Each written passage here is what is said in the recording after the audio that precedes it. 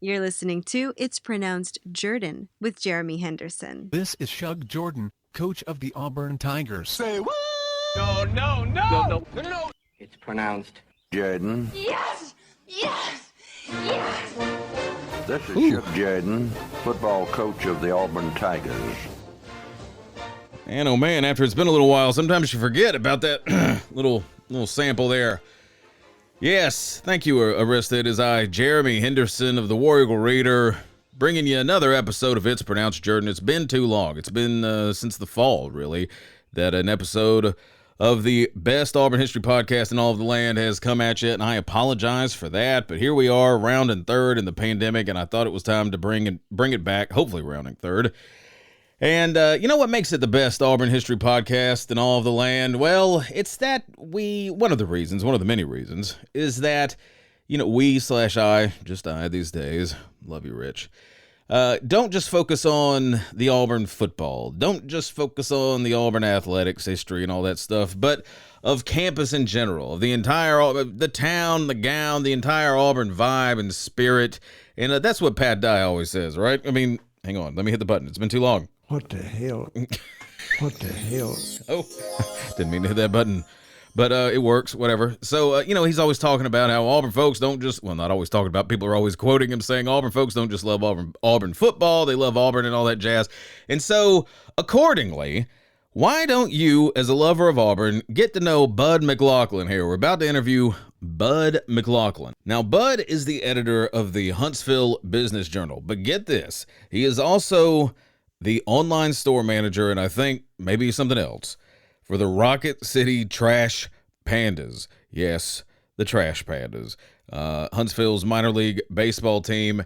And such was the resemblance between 1976 Bud McLaughlin and 1976 Bruce Springsteen that Bud was able to convince campus before the Bruce Springsteen concert that he himself was the boss, and was walking around signing autographs and doing all sorts of stuff. It's a story I couldn't believe I hadn't heard. He posted a comment to the War Eagle Reader post about the concert that, I don't know, went up maybe like 8 years ago or something, and I finally saw it. It was an old blog post that he'd written about the experience, and it made the Plainsman and everything. And I now, after I talked to him, I realized, I think I did remember hearing that, but I'd forgotten about it, much to my eternal shame. Not that it's necessarily the most exciting story to ever come out of Auburn, but at the same time, it's something that happened, something you couldn't get away with these days, convincing somebody that you were, well, maybe you could, I don't know, but it'd be harder, so a lot harder. So, without further ado, let's go ahead and get to this nice little slice of Auburn lore from 1976. Nope. A couple of more ados. If you like the way I talk, and if you want to hear more of it, I also co-host a podcast for the Auburn University Samuel Ginn College of Engineering. It's called #Ginning. That is the hashtag sign, and then GINNING. You can get on Spotify or Apple Podcasts or Stitcher or wherever. And you can probably just type in Ginning, GINNING, but it's pretty good. We've just celebrated a year. There's like 50-something episodes, and it's pretty fun, and you get some Auburn stuff in there, too. Also, if you would like to support the podcast, support everything I'm doing Auburn-wise, you can go to patreon.com/The War Eagle Reader. You can find all kind of great stuff. You can support me just a couple of bucks a month if you want, however much you want, whatever the Lord puts on your heart. And maybe that is nothing, and that's totally fine. Check out thewareaglereader.com. But you can get updates on some of the stuff I'm doing on Patreon. Anyway, I digress. Let's get to Bud. Take it away, Bud. So, May 11th, 76. So that's your junior year, I guess? Yeah. Okay. What's going on? You hear that the boss is coming. Yeah. And so we find out, I guess, March or April, when the student government SGA entertainment released their calendar, and I saw he was on there, and just got really psyched. And then it was May 11th was the show. I don't remember if it was in early May or late April. There's a battle of the bands, and it was on where the Delta Sig House and two others formed like a three wall thing on College Street. I think that may be where the big hotel is now. Okay. And there was a battle of bands in the area of they formed a horseshoe. So inside the area, there was a stage, and there was a battle of the bands. And I honestly, to this day, don't know what prompted it, but one of my fraternity brothers was in one of the bands, and we had, I guess, said something a couple days before that, hey, Greg, why don't you, and his name's Greg Dowdy. Hey, Greg, why don't you announce that Springsteen, so this is when we were planning the whole charade. And so we got him to announce it. So announce and that Springsteen was going to be at Haley Center. Oh, he was coming to the concourse and was going to go to the Coliseum and to check out the venue. Okay. So then and I don't know what prompted this, but I bore a resemblance to him at the time. Same height, same build, had this shaggy beard and longish hair. And I even had the floppy hat that he had at the time, and so I got a couple of my fraternity brothers. Well, and you're from Jersey, right? I mean, yeah, and I'm from Jersey. See, I was one of the few people who've heard of him. Right, exactly. And so we figured that nobody would know that it wasn't him anyway, because my resemblance, and nobody there has ever really seen him close up, so they would know him from Adam. So got one of the two of my fraternity brothers acted as the guides, and we parked at Toomer's Corner by the drugstore and walked up Magnolia, and then crossed through where the Ross Chemistry Building, I think was what it was, right. Just behind Sanford Hall, and went over to Thatch and walked up Thatch to Haley Center. And it all began on the concourse. Now, so you're walking in character. I mean, you're wearing sunglasses? Yeah. Oh, yeah. I've got sunglasses, earring. Yeah. Got the jeans. Just and Don and Doc. They're dressed like formal. They're the escorts. I mean, had people told you beforehand that you look like Springsteen? Was it something that was kind of part of conversation even before hearing he was coming? Yeah, it was true. Yeah, because one of my best friends he didn't exactly introduce me, but he went to the University of Delaware, and he said, "Hey, listen to this album. We just got this guy." And then he looked at me and he looked at me and he goes, "Oh my God!" I said, "What are you talking about?" He said, "That's you." I said, "Yeah, right." And then we went to see him in '74 at campus at the University of Delaware, and I said, "Wow, okay, cool." Man. So you decided to, now how many people know what's going on at this point?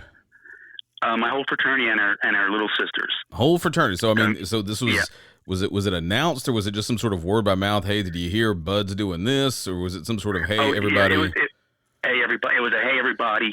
Here's this is what's going to happen. We're going to need people to act like they recognize. Hey, there he is, and then come with cameras, so they can take pictures. Right.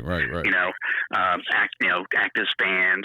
So it was the ones who were able to, because classes were going on, so we couldn't have everybody out there. Right. But the ones who were able to, that's what really got the ball rolling. I mean, are people just coming up? Are they shy? Are they gathering around? Are you talking? What is the act that you're putting on? Yeah, they're stopping. I'm stopping because a couple of the little sisters and a couple of my fraternity brothers stopped, to get quote autographs unquote, and so then others started coming, and so in fact there was a couple pictures that taken from one of my fraternity brothers. I mean, there's like there's a good crowd too. 2-3 people deep around behind me as I'm signing and laughing at somebody. And then one of the sororities, golly, I can't remember their name. They had a huge rocking chair. They were there with a Beta Theta Pi, and it was a rockathon. And I think they rock all weekend or something. And right, it's raise money. And so I went over there, and they got excited. Can you rock with us? So did that for a little bit, and signed a couple more autographs. So you like hopped in the rocking chair? Yeah. And then we got then this one guy kept going with us, and he was a Springsteen fan, and he was hook, line, and sinker. So that kind of cinched it. And then I started losing me and becoming Springsteen. I turned the gravelly voice and that sort of stuff. Right. I got couple girls came up when I was signing, the autographs, and handed me a note, and I got invited to a high centennial party because this was 76, but they called it the high centennial. So, like, I mean, who's having a high centennial party? I mean, it was just a couple. It was not, it was not a sorority or anything. It was, just a couple people. Okay. Who, all right, gotcha. You either lived in, one of the apartments around, Sure. the apartments or the mobile court. So Now, the poster that they had up for this thing. I mean, his picture's on this thing. Like, yeah, what I mean, the thing that they're hanging around, I'm assuming. I mean, Memorial Coliseum, Tuesday, May 11th, 8 p.m., tickets, yada, yada. And, I mean, so the resemblance, I mean, it must be, or it must have been, I mean, pretty solid. And also you're dealing with people who really don't know him. Right. And they may not, I don't know how many people, saw the poster, and there was no reason to think it wasn't. Sure. Right. Now, okay, so you get invited to the high centennial. I didn't go. You didn't go to the high centennial. No, because I wasn't going to be in town. Get it? Oh, right. Exactly. So when was the high centennial? Like the next day or something? It was probably that night, or maybe the next day. I kindly declined. Yeah.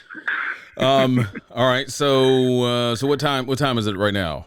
Like, it's noonish, I think, 1, something like that. Okay. And we were just going to walk up the concourse and get to the chemistry math building that's in this hightail it out of there. Okay. But this guy was staying with us, asking questions, and so we ended up having to go all the way to the Coliseum. so he's still walking around with you, like he's a springhead. He's not gonna let this opportunity pass him by. Exactly, and he gave us a lift back to Tomb where our car was parked. And, of course, thanked him, and he said, see you at the show. And then he left, and then that was it. So you were here. Now, help me get this right. Was this the day before that you were? Yeah, I think it was the weekend before, because the show was during the week, I believe. The show's Tuesday. So this may have been Friday then, and that's why the weekend was the high centennial party, and that's why they had started the rockathon. I think they were going to rock, through the weekend. But you're supposed to. So the pretense, though, is a pretext, or whatever, is that you're showing up 3 days in advance to check out the arena. Out the arena. Like you don't have a show. You don't have a show like nobody's questioning like why aren't you do you have a show this night or something like that? Because I'm looking at the poster, and I guess it's actually like there are no other dates listed. So okay, so I think originally I was thinking like it was actually the day of the show. No. Okay. No. Gotcha. All right. Although it did carry through the day of the show. Okay, so all right, so there we go. Okay, so the weekend comes, people are getting high, celebrating America, and then Tuesday rolls around. Yeah, and forget school, forget classes that day. I'm on on cloud 9, and so so we head over to the Coliseum, and like I said, I went to look for Skip. Guy's name was Skip Bishop. He was the SGA's head of entertainment, to see if he could get me backstage or something like that. And we went walking through there, and he hadn't gotten there yet. So we sat down in the front of the Coliseum, and a kid came up and said, "Hey, how you doing?" I said, "Fine, how you doing?" He goes, "Great. You gonna play New York City Serenade tonight?" I said, "Yeah, it'll probably be on there." He said, "Great, cool." I had not planned to do anything like that. He just came up, and Cindy gave me the look. Then we went back to the Coliseum and said, well, maybe Skip's got there now. So we walked in the front. Nobody was there. Then we went walking around the back, because I know that's, bands go in the back and, in that back area. Go back there, and there's a bunch of these guys playing catch, and, underneath the stairs that go up to the second floor and stuff at the Coliseum. Like with a football, baseball? No, baseball. Yeah, they're yeah. And one of them says, "Hey, look at this! Hey, Bruce, look at this!" And that's when I said, "Oh my God, busted!" Right. And we continue walking over, and then I stop and start talking with a couple of them, and then Springsteen comes from around the corner, and and he's wearing green orange fatigue pants, sneakers, and a yellow Bad News Bears t-shirt. I mean, to this day, obviously, I still remember it. Right. And he comes walking over, and we're standing face to face, and little Steven, who was Miami Steve at the time, goes, "Oh my God, look, even the noses." we both turned and looked at him, and I said, "Hey, how you doing?" He said, "Fine, how are you?" I said, "Good." I said, "Did you hear about this?" He said, "Yeah." I said, "Oh." He said, "No, it's cool." So he'd heard. He'd heard. So how did word leak out? Do you know? I have no Well, I mean, idea. I guess somebody made a. I mean, obviously, I guess somebody's like, "Were you here?" or "How was it on Friday?" or obviously, I mean, he must Maybe have. somebody must have said something, and then he's probably like, "No, man, that wasn't me." And then they put two and two together. Yeah. And then he puts two and two together when he's looking at himself in the mirror with the nose. Exactly. Yeah. I mean, we're the same height. I mean, it was really, really, really strange. Okay, so what's do you keep talking? Yeah, we talked for a little bit, and then he had to go. They had to sound check because he has his multi-hour sound checks. Right. Did you tell him you were from New Jersey? Oh yeah. And I told him South Jersey. That's how we do it up there. Yeah. Of course. And he said, "You want to come by after the show?" I said, "Yeah, I'd love to." He said, "Okay, yeah, I'll see you after the show." Okay. And then Cindy and I went back around and stood in line with everybody else waiting to get in. Was anybody saying anything? I mean, were you getting any looks, side glances, or anything at the time? There were a couple, and I was trying to look straight ahead and not not acknowledge the New York City sidewalk stroller. You just keep your eyes straight ahead. Right. Don't acknowledge anybody. Right. And our seats were kind of behind where the sound stage guy, where the music guy was, the board. It was great. I mean, there were maybe 1,500, 2,000 people there, and but he played to it like it was 20,000. He gave it all, and he came up into the seats.